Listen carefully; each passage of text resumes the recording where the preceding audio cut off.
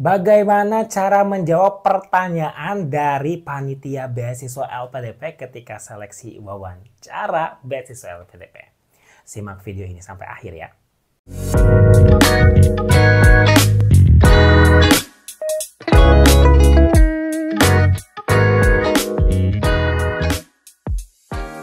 Bismillahirrahmanirrahim. Assalamualaikum warahmatullahi wabarakatuh. Saya Cecep Hasanuddin.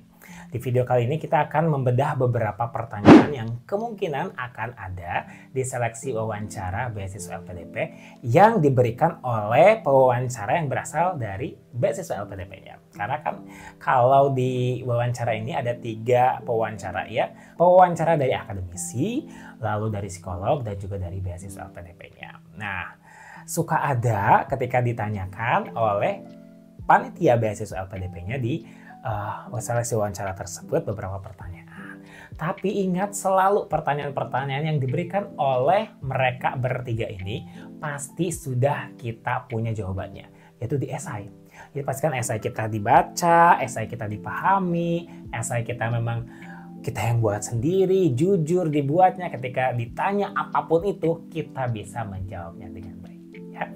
Kita akan mulai dari pertanyaan pertama yang sering ditanyakan oleh panitia beasiswa LPDP. Yang pertama pastinya, apa motivasi kamu untuk melanjutkan S2? Di sini sangat-sangat krusial. Jangan sebutkan alasannya pribadi. Oh no, itu udah pasti failed ya. Misalnya saya pengen menambah pengalaman, pengen belajar lebih.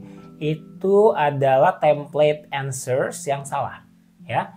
Kalau kita mau punya template answers yang benar, kita bisa pakai gunakan metode STAR. Saya pernah menjelaskan di cara membuat esai kontribusi dengan metode STAR ya.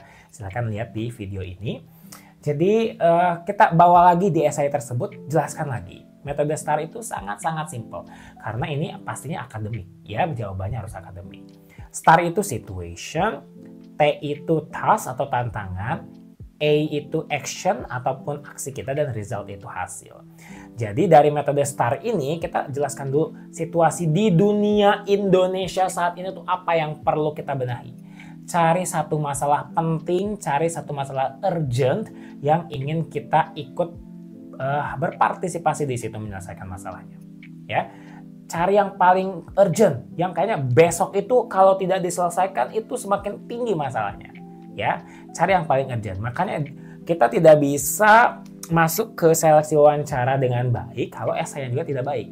Dipastikan esainya kita baik dulu nih. Disclaimer dulu ya. Esainya sudah betul ketika sudah masuk ke sini, sudah bisa menjelaskan. Kecuali kalau misalnya esainya salah, tapi saya baru tahu ilmunya sekarang, ya tinggal kasih tahu saja bahwa waktu itu saya menulis di esainya seperti ini, dan sekarang saya ingin menyampaikannya seperti ini. Jadi itu tetap jujur bahwa yang ditulis esai itu berbeda dengan apa yang akan saya sampaikan, seperti itu ya. Tapi lebih bagus lagi kalau di esainya bagus, di wawancaranya juga sudah bagus dan benar, tepat.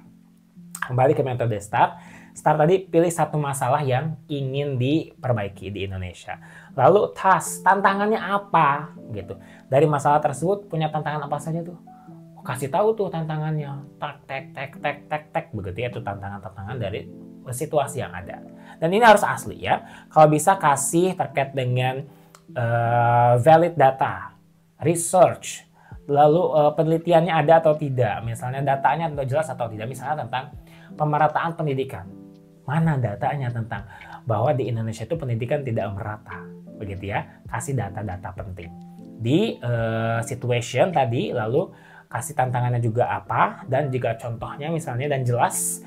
Misalnya tantangannya apa, contohnya apa. Lalu action. Action di sini apa yang sudah pernah kamu lakukan. Belum yang akan ya, apa yang sudah pernah kamu lakukan. Misalnya masalahnya adalah tentang banyaknya gelandangan begitu ya di jalan. Lalu kamu pernah misalnya membuat sebuah komunitas yang akhirnya mengumpulkan gelandang tersebut. Walaupun belum berhasil, tapi pernah melakukannya. Dan nanti di resultnya, misalnya ada efeknya tapi belum maksimal karena memang skalanya kecil. Nah, seperti itu. Sehingga akhirnya apa yang memotivasi kamu untuk lanjut S2 adalah ya pengen belajar lagi tentang masalah tadi. Belajar lagi tentang cara menyelesaikan tantangannya. Belajar lagi tentang cara mencari solusinya. gitu ya. Dan nantinya akan ada hasil yang berbeda dari apa yang sudah kita lakukan. Ini cukup panjang cara menjawabnya, kurang lebih 2 menitan lah. 2 menitan sampai maksimal 3 menit.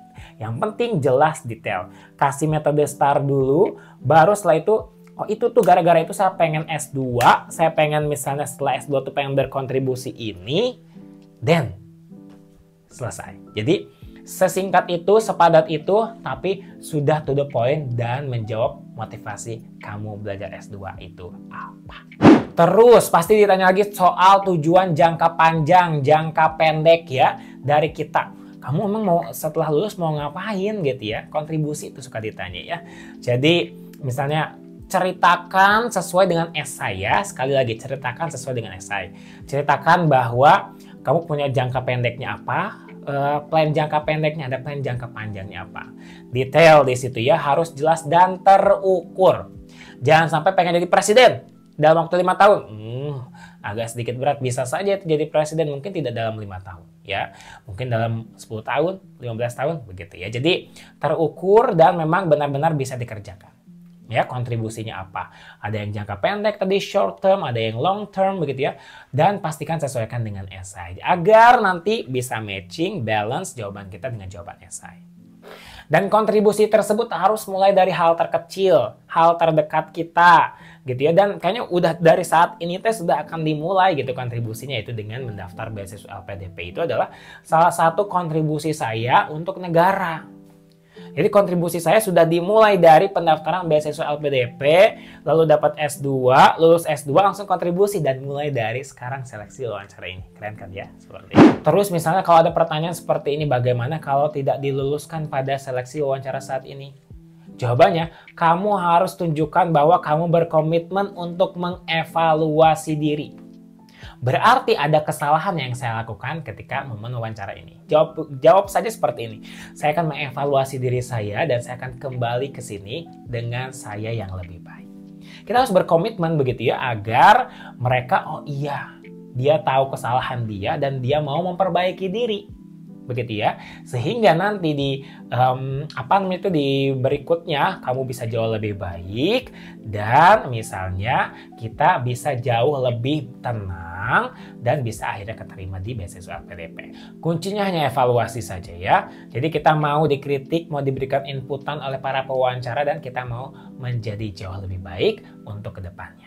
Kalau ada pertanyaan lagi seperti ini, bagaimana kalau misalnya kalau tidak diluluskan dari beasiswa LPDP, apakah akan ada rencana untuk ikut beasiswa lain selain LPDP?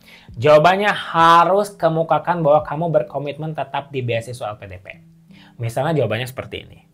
Untuk sekarang belum ada rencana saya untuk mengikuti beasiswa lain selain LPDP. Karena LPDP masih merupakan beasiswa yang paling suitable atau paling cocok dengan kontribusi saya. Gitu. Jadi tanpa harus melemahkan beasiswa lain dan tanpa harus mengagung-agungkan beasiswa LPDP, tapi kita berhasil ngasih tahu ke mereka bahwa kita komit kepada LPDP dan kita memang hanya di LPDP saja yang bisa mewujudkan mimpi saya, yang bisa mewujudkan kontribusi saya kepada negara Indonesia. Karena memang satu-satunya beasiswa yang fokus di kontribusi kepada negara, balik lagi kepada negara, seperti itu. Satu pertanyaan terakhir juga kalau ada di pertanyaan oleh panitia beasiswa LPDP adalah, apa yang membedakan kita dengan peserta lain? Ini juga suka ada ya. Ini juga ada kan pertanyaannya di esai profil diri yang pastinya kalian harus benar-benar sama jawabannya dengan hal tersebut. Bukan jawab dengan misalnya, saya punya integritas, saya punya ini, semua orang juga punya sesuai dengan pilar-pilar yang diberikan oleh LPDP. Tapi jawab bahwa kamu adalah satu-satunya peserta yang bisa memecahkan masalah tadi. Kembalikan lagi ke masalah di motivasi awal. Kamu punya masalah ini dan satu-satunya kontribusi yang cocok dengan masalah tersebut adalah kontribusi saya. Sehingga ngeling tuh dengan jawaban yang pertama tadi ya, semuanya ada benang merahnya sampai ke pertanyaan terakhir tadi gitu ya. Jadi peserta lain mungkin punya masalah yang sama tapi kontribusi saya mungkin yang paling efektif gitu ya. Mungkin kontribusi saya yang bisa memecahkan masalah tersebut dalam jangka waktu yang pendek. Mungkin kontribusi saya, Bapak Ibu semua, yang memang bisa menjadi satu-satunya solusi terhadap masalah yang terjadi saat ini. begitu ya. Jadi nge-link semuanya dengan apa yang sudah diucapkan di awal tadi. Kontribusi jelas ya, terus komitmen kepada LPDP jelas, motivasi studi juga sangat akademis dan juga sangat yang dibutuhkan saat ini. Semuanya relevan begitu ya, semuanya tepat jawabannya. Sehingga saya yakin kamu pasti bisa lolos di seleksi substansi wawancara ini.